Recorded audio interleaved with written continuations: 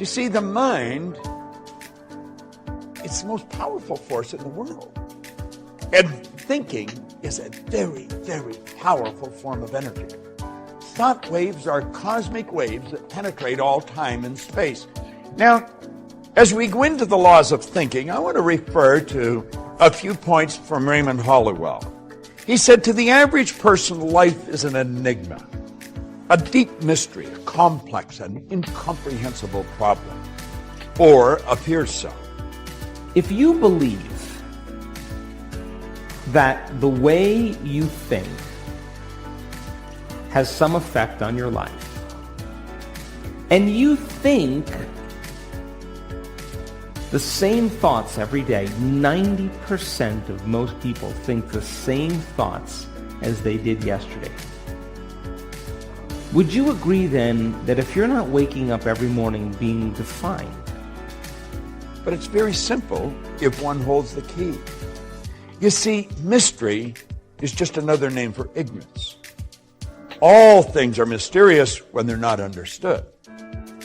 But when we understand life, it no longer appears mysterious. By some vision of your future, then pretty much you are going to be living by the memories of your past, and you will be predictable in your life. Yes or no? Because the brain is a record of the past. You know, until I was 26, life was a real mystery to me. It was an incomprehensible problem. And of course, I had many problems. But then I began to study, and I began to study this information. And you know, it took me a while, but as I started to adopt the concepts and adapt my mind to them, my life started to change. My problems started to sort of disappear. I started to earn a lot more money.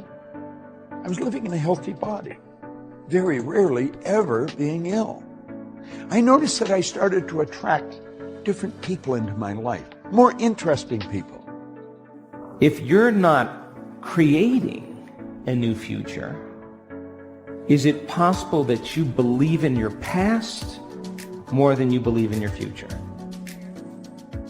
And is it possible then that many people don't want to create a new future because they're more in love with their past than they are with their future? In fact, they romance their past every single day. So then is it possible then that that person in the same brain circuitry, in the same emotions of the past, are viewing their life through the lens of the past? And they're not seeing things how they are. They're actually perceiving and seeing things how they are. And they're telling a story in their mind that's actually causing them to perceive life equal to that story. A person's interesting because they're interested. And you see, as we start thinking powerful thoughts, everything starts to happen. Now let me share something that Raymond Hollowell said. He said, we're progressive beings, you and I, a creature of constant growth, before whom lies an illimitable ocean of progress to be navigated and conquered only by development and culture of our inherent powers. You ask that person, so why are you this way? And they say, I'm so glad you asked, because I get to talk about my past. And as they talk about the incidents in their past, would you agree then that they're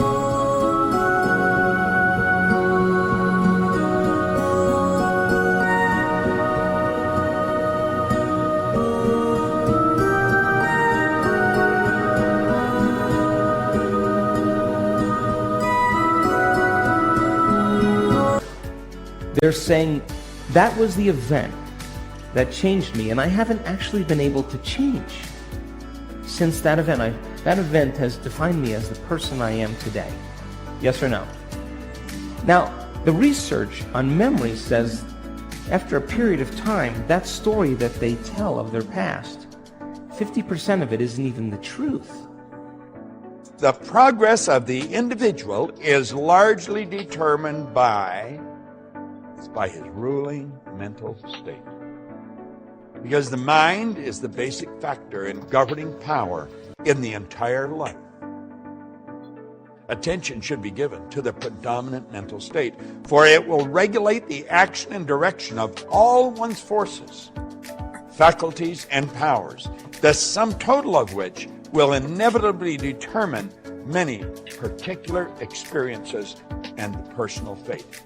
You see, the ruling state of mind is made up of various mental attitudes, which the individual adopts towards things, events, and life in general. If the attitudes are broad in mind, optimistic in tone, and true of life, his predominant mental state will correspond and exhibit a highly constructive and progressive tendency. So they're making stuff up. They are reliving a miserable life they never even had, just to reaffirm, to recreate the emotions, to excuse themselves from changing.